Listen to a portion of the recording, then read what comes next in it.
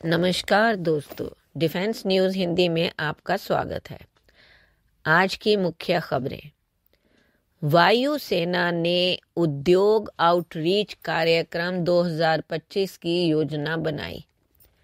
भारत की रक्षा क्षमता को बढ़ाने और स्वदेशी नवाचार को बढ़ावा देने के लिए भारतीय वायुसेना एक उद्योग आउटरीच इवेंट 2025 का आयोजन कर रही है।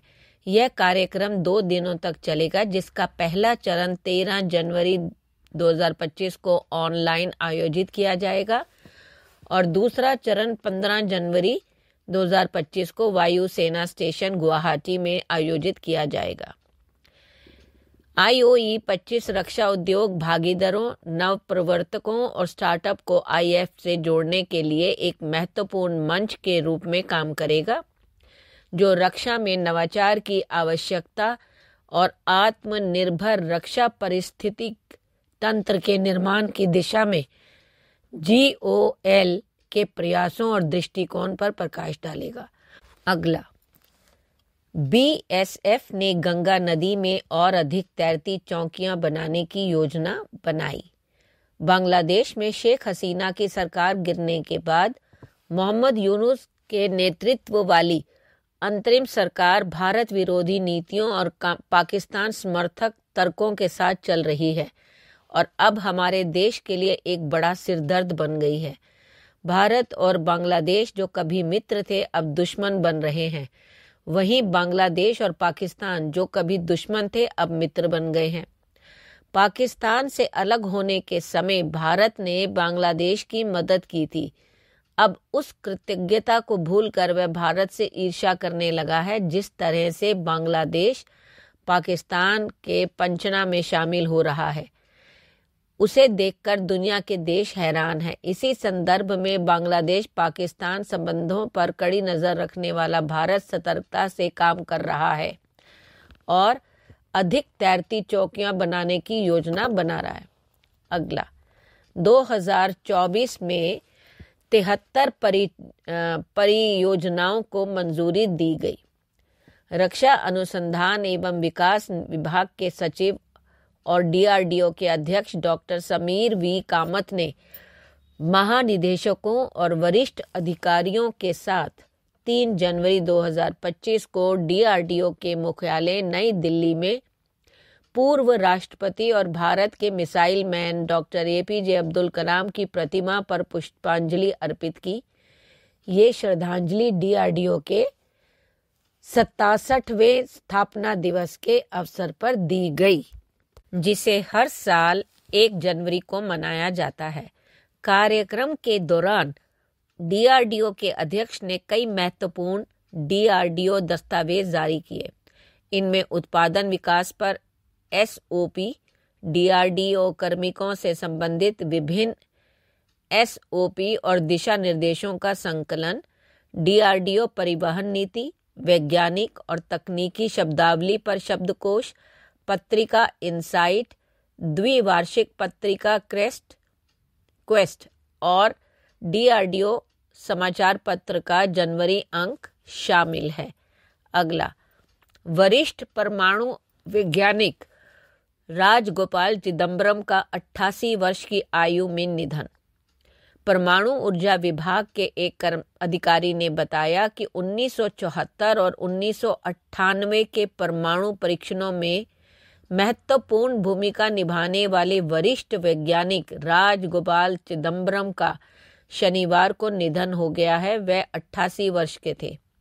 अधिकारी ने बताया कि परमाणु हथियार कार्यक्रम से जुड़े चिदम्बरम ने सुबह 3:20 बजे मुंबई के जसलोक अस्पताल में अंतिम सांस ली।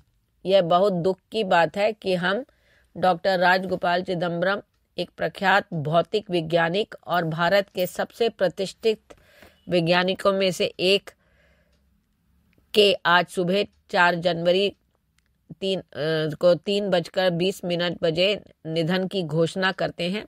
भारत की वैज्ञानिक और सामरिक क्षमता में डॉक्टर चिदम्बरम के अद्वितीय योगदान और विज्ञान और प्रौद्योगिकी में उनके दूरदर्शी नेतृत्व को हमेशा याद किया जाएगा। अगला, अब चीन ने ये क्या बना दिया कि चंद सेकंड्स में आपके मन की बात जान लेगी ये मशीन, भाषा भी करेगी डिकोड। आप तो जानते ही हैं कि चीन तकनीकी दुनिया में बेहद आगे है और अमेरिका, जापान जैसे देशों के साथ मुकाबला कर रहा है। इस कड़ी में चीनी स्टार्टअप न्यूरो एक्सेस ने गुरुवार को अपने 2 सफल परीक्षणों का ऐलान किया है। कंपनी के ब्रेन कंप्यूटर इंटरफेस यानी BCI डिवाइस ने रियल टाइम में ये समझा कि मरीज क्या सोच रहा है और दूसरे परीक्षण में चीनी भाषा को रियल टाइम में डिकोड किया। अगला, चीन की नौका ने समुद्र में बिछे केबलों के साथ कर दी बड़ी छेड़छाड़। कल्पना कीजिए कि आप एक रोमांचक ऑनलाइन गेम खेल रहे हैं और अचानक इंटरनेट गायब हो जाता है। समुद्र में बिछी इंटरनेट केबलों का कटना ठीक ऐसा ही संकट पैदा कर सकता है। ये केबलें दुनिया के 99% डेटा ट्रांसफर को संभालती हैं और इनके कटने से संचार, व्यापार और सुरक्षा पर गंभीर असर पड़ता है। हाल ही में बाल्टिक सागर में चीन की एक नौका द्वारा केबलों को काटने की घटना ने स्वीडन, लिथुआनिया, फिनलैंड और जर्मनी के बीच तनाव बढ़ा दिया है।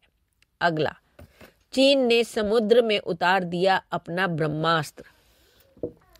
समुद्र में चीन अपनी ताकत लगातार बढ़ा रहा है। हिंद प्रशांत में भारत को पछाड़ने की कोशिश में वह न सिर्फ एयरक्राफ्ट कैरियर की तादाद को बढ़ा रहा है, बल्कि पुराने एयरक्राफ्ट कैरियर को और ज्यादा पावरफुल बनाने में लगा है।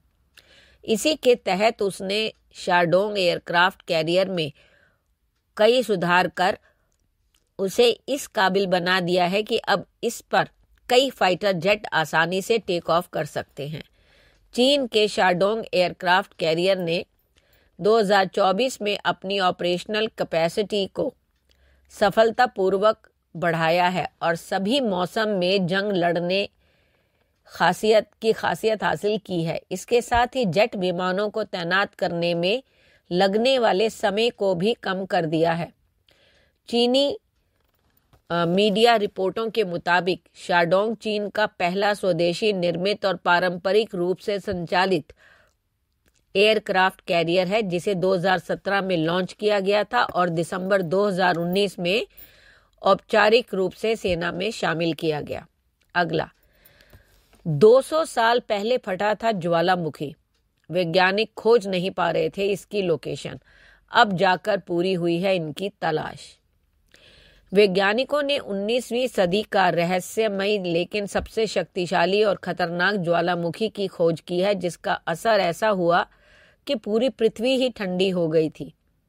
दिलचस्प बात यह है कि वैज्ञानिकों को इस ज्वालामुखी से हुए विस्फोटकों के इतिहास की जानकारी तो थी, लेकिन ये पता नहीं कर पा रहे थे कि ये आए कहाँ से है। लेकिन एक रोचक अध्ययन से मिले सुरागों ने उन्हें सही और सटीक प्रमाण दिया और गुत्थी सुलझ गई। चलिए जानते हैं कहाँ है ये रहस्यमयी ज्वालामुखी। यह ज्वालामुखी आज के जापान और रूस के बीच उत्तरी प्रशांत महासागर में कुरिल द्वीप समूह के सुमिशिर द्वीप में पाया गया है। खास बात यह है कि इस ज्वालामुखी की वजह से उत्तरी गोलार्ध में तापमान 1 डिग्री तक कम हो गया था। अब वैज्ञानिकों ने पाया कि धरती को ठंडा कर देने वाला यह ज्वालामुखी साल 1831 में फटा था। धन्यवाद।